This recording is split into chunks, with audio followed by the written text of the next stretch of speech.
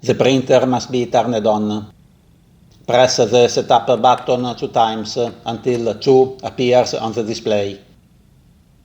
Press the black button or the color button. The printer starts cleaning the printhead. It will take a minute. The cleaning procedure consumes a lot of ink, so clean the printhead only when necessary.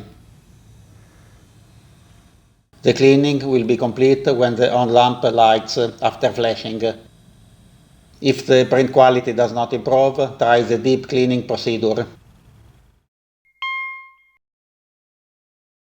Press the setup button 3 times until 3 appears on the display. Press the black button or the color button. The printer starts cleaning the printhead deeply. It will take about 2 minutes. The cleaning is completed when the on lamp lights after flashing.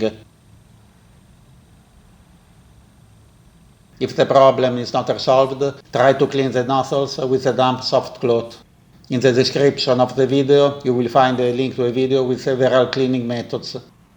If the problem remains, replace the ink cartridge.